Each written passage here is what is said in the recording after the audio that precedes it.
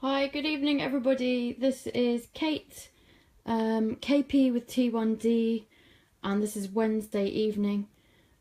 This evening what I'm doing is a equipment audit, I guess that's what it is. I'm going to be explaining to you what all of this stuff here is. I'm hoping you're finding it exciting already at the array of interesting items. Trying to make this as exciting and artistic as possible. It's not always that possible. So first of all, this section here, both the stuff here on the left and the stuff here on the right are about insulin delivery.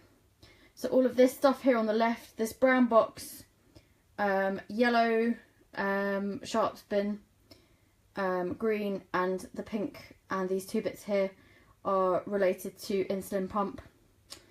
And this blue box here with the little things in, these bits here, these two pen-like objects, this is to do with insulin pen delivery. So first of all, let's start with the insulin pod. This is a type of insulin pump. It's called the Omnipod, and I'm lucky to get this on the NHS here in the UK, which is great. I will show you what it looks like when it's taken off. This is one that I took off a few days ago. So it has this, oh sorry, that was the one that I took off the other day when there was some blood product on it. Some of them are stuck together. Thankfully this box is for recycling, so we don't waste everything. Okay, here we go. So here is the Omnipod when it's been taken off. So when it's on the body, the adhesive here is stuck to the body, and actually, to be honest, it's withheld pretty much everything. I've only had one pod come off slightly. That was due to running. Well, it wasn't due to running, it happened during running on the treadmill. I don't know why it came off. It may have been that my skin was a bit sweaty or a bit greasy. You can swim with them. It's quite thin. It's about as thin as a blackberry. Yeah, it may be that my skin was a bit sweaty, or that I didn't use one of these, which is an alcohol wipe, or I didn't use enough of an alcohol wipe to get the grease off my skin. Yeah, I don't know why. So we can see here, you see that little, oh, this one's bloody as well.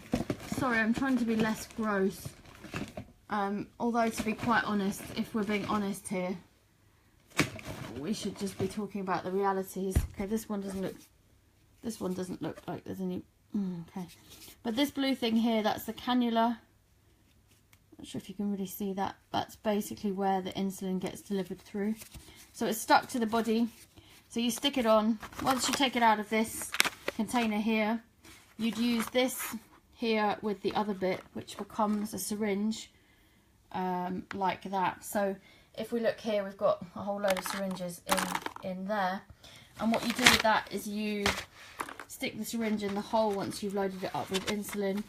You stick it in the hole here, and you insert the insulin into the pod, and then you stick it onto the body, and then you push a button on this handheld machine here, and it just sticks the cannula through the body. It just clicks a little bit, and you feel it, but not really too much.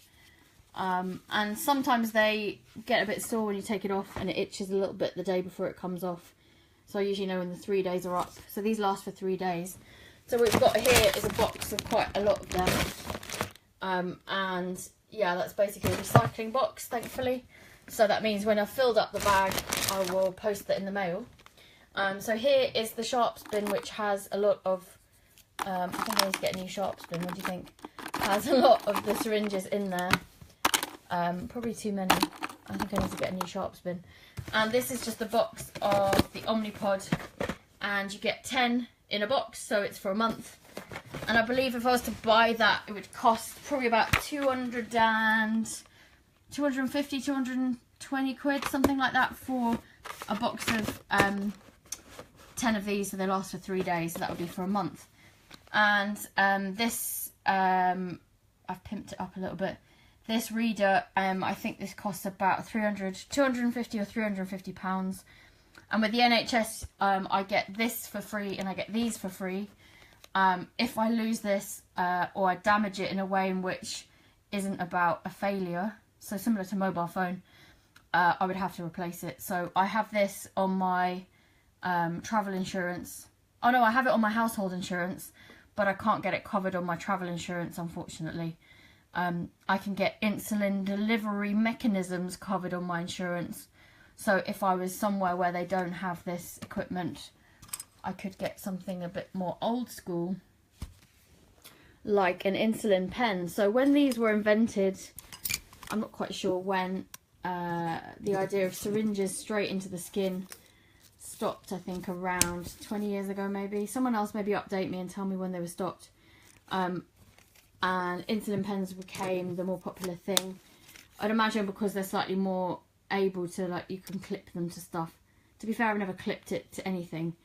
And I don't know whether they're designed in a way to look less surreptitious or whatever, but yeah, they're not. This one I think is quite attractive. I quite like the kind of shiny blue, but this green one, it's better looking than its friend, the burgundy one. But this green one, yeah, shape-wise, it could be a bit more stylish. This was actually sent to me by a friend, and when she needed a new one, I sent her a spare one that I had.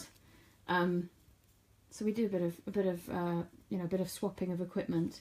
So yeah, how these insulin pens work, basically what happens is you have a vial of insulin like this, which goes inside, and then you dial up the dose on the edge here, and you would know what your dose is. For example, it might be 8, and then you would take the lid off the end. Can you even see that needle? It's not really that big, is it?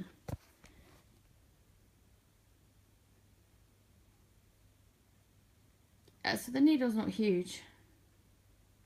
I'm trying to get it in focus without being too far away. So the needle's not huge, and actually it doesn't hurt. Excuse me while I just work this out. Oops. It doesn't actually hurt when you inject, usually.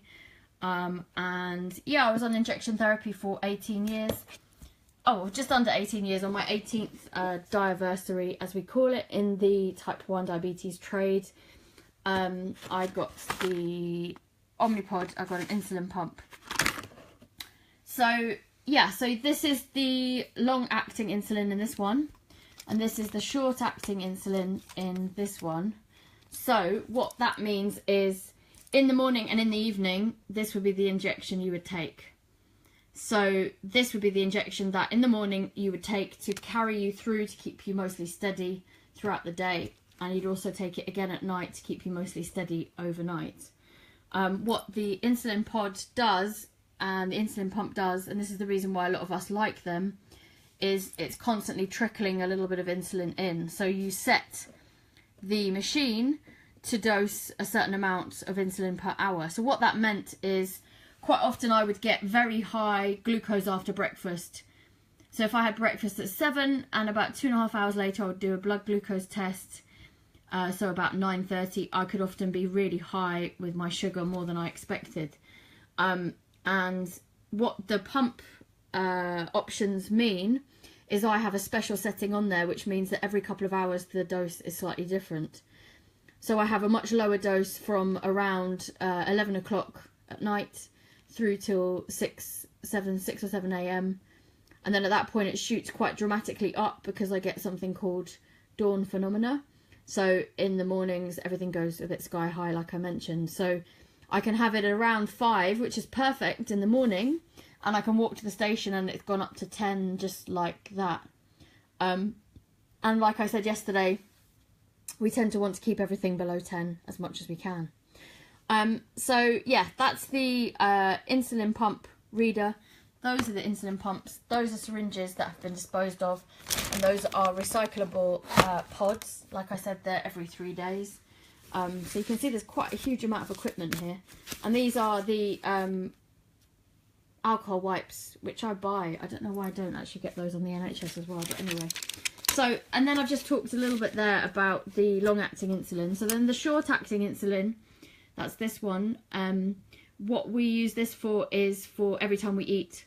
So when yesterday we mentioned about carb counting, So the average slice of bread is 20 grams of carbs. And for me, my insulin to carb ratio is 10 grams of insulin for 1 unit. 10 grams of carbohydrate for 1 unit of insulin. So if I had, see if I can show you how to do this. If I had 1 slice of bread, like I said, I would have 2 units dialed up there. And then again, it's the same, it takes the same needles, this one. So it's the same size. And again, pretty small. I used to do my injections in my abdomen most of the time. And then about 2014, I decided I was going to aspire to get some abdominal muscles. And I managed to a couple of times get some definition in the area, but I do have, and maybe I'll show you this in another video if anyone wants to see, I do have a little bit of extra stubborn fat just under my tummy button, based on, I think, years of injections. Okay, so this is the short acting, and this is for carbs and where you eat. And also, if you have abnormally high glucose, you would use this one also for correcting. And for me, my correction ratio, I'm not really into maths very much, so this is kind of hard for me to always remember all these numbers. So I hope if you're good at maths, you can appreciate how much work this actually is.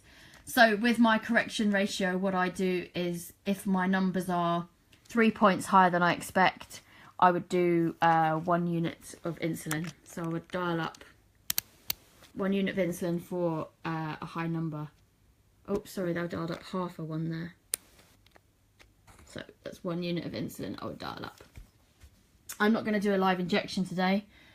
If somebody wants me to do a live injection, do let me know. I don't really fancy it, to be quite honest, since I use the pump now anyway. And yes, just to clarify then with the pump, so as I've mentioned here, there's 2 types of insulin.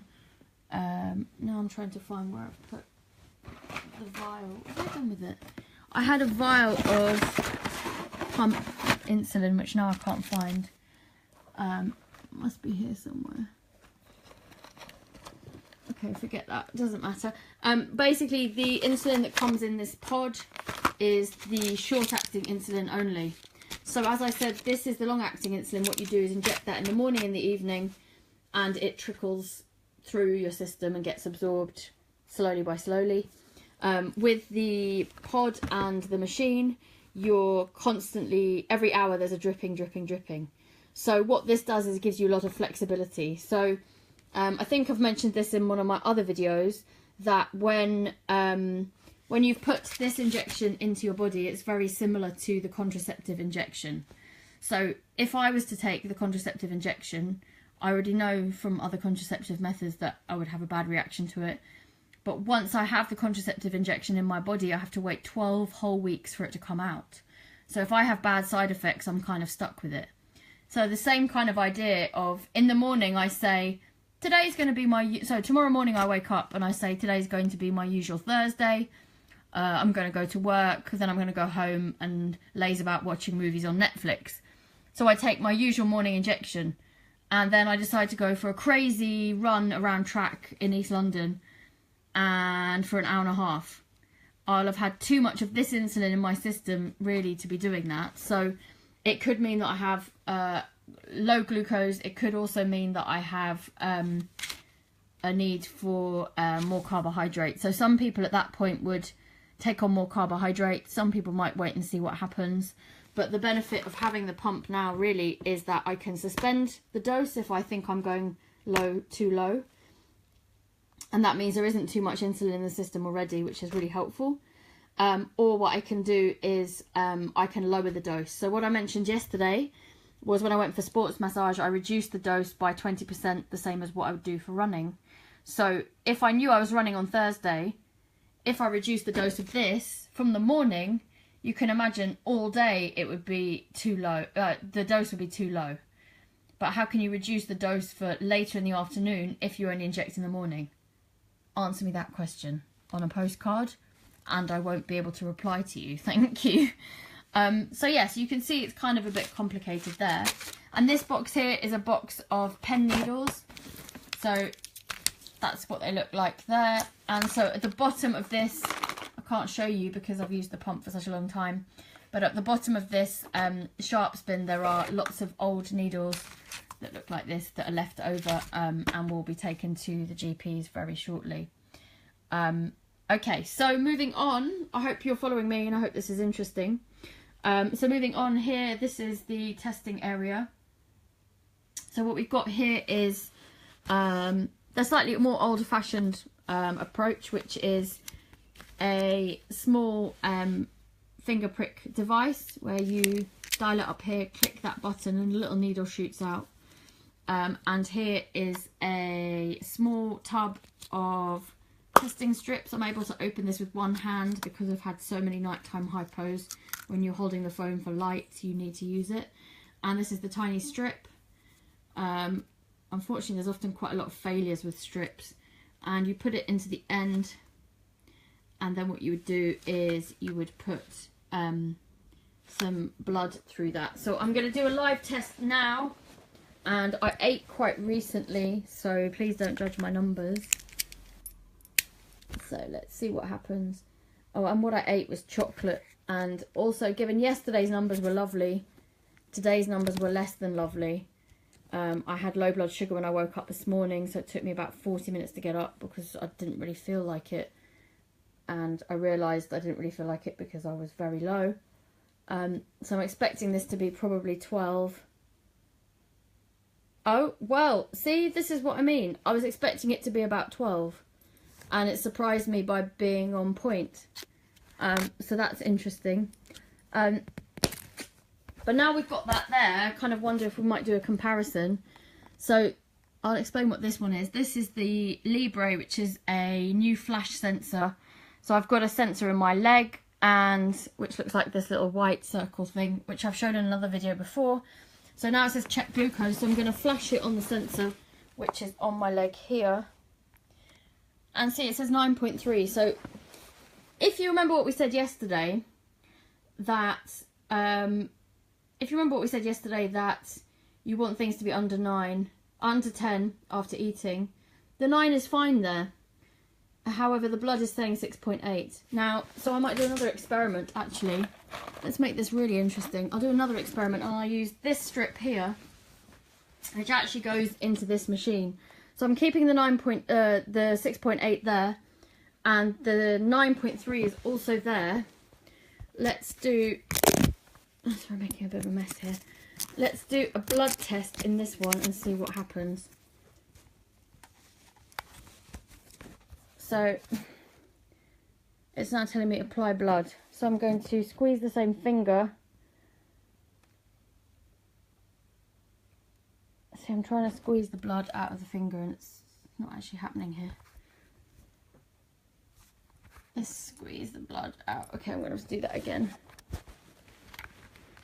I'm still here. Hi, sorry. Give me a moment. So I'm sticking that in my finger.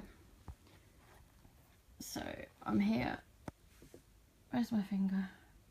And see this one, I didn't have to squeeze it and the blood is popping out. So let's put the blood in here. So remember, oh, the 6.8's gone. So we had a 6.8, we had a 9.3. What does this one say?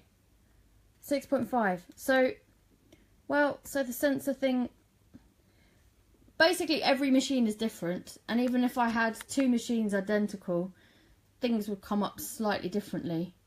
So if I view the data here, we had a 6.8 just now. We've got a 6.5 here. But also before that, where is it? It's not working. We also had a 9.3. So, yeah, things are interesting, aren't they, when things are so different like that. So, not only is type 1 diabetes very difficult to deal with in the sense of managing it from a point of view that you need all of this equipment, and it isn't all completely pretty, to be honest. This is only pretty because I've put the pink thing and the sticker on it, and this is only pretty because I've put the cover and the thing on it, and some of my stuff is pretty because it comes in a gorgeous gold bag which I've bought, or in a really cute orange zipper which I've bought. So yeah, the kind of designs about the equipment are really not they're not designed to be stylish, to be honest. Really, I mean, it's not elegant, is it? No. Okay, so that's the glucose test. And actually, I want to stop saying glucose test because glucose test implies wrong or right, right or wrong. And if I'd have done the flash and it said 9.3 before a meal, I would have felt really bad and I would have thought I'd done something wrong. I would have wondered, was I stressed? I would think I'd got my dose inaccurate, I'd eaten too much, and I was a bit of a failure, and I would get a bit stressed, which would make my numbers go up. If I'd have done the blood test, though, as you can see, I would have been kind of like this. Yay! Because that would have been on point. So, yeah, that's basically the Freestyle Libre here, which I've just described a little bit. So this deals with the blood, this one. This one does blood as well as the sensor. So I'm not opening this box right now because I'm not using it yet. But it has a little tiny circle here, which looks a little bit like a extra strong mint. They're quite small. They're probably about that big. It's the size of like a 10p piece. And I'll give you some jokes now because everybody with T1D, anyone that's watching this now, will know exactly what I'm talking about. So this is a lancet. So there's a box of lancets. There's quite a few in there still. And there's millions of them in this box. It feels like you'll never use them again. And you use them at the top of this device now, which I can't take the lid off. So you take the lid off there and there's a lancet in the top here. And the theory is that you change the lancet every time you use the lancing device. Of course, you might test yourself 15 times a day. Would you really change it 15 times? To be honest, you're meant to change the needle at the top of your pen once every time you use it. And these are now with the needle sitting in it, which is technically not really what you're meant to do. But obviously, you know, people and life, and it's a hard thing to deal with. So we really should leave it like this. I mean, obviously it was on there for an example, right? But yeah, so the joke about the lancing device is, I'm not going to disclose the area or my full name, but there's lots of memes going around. If you look it up in Google and you say type 1 diabetes and lancets, you will see billions and billions of memes where people are saying, when the doctor tells you to change your lancet, and it's a face of a kid laughing his head off. This box is from, what does that date say? So I thought, given I've just shown you this array of exciting, not the most attractive, but they keep me alive items, I would leave you with the jokes that some of my equipment is 10 years old. Thanks very much for watching. KP with T1D will be back tomorrow. Thanks!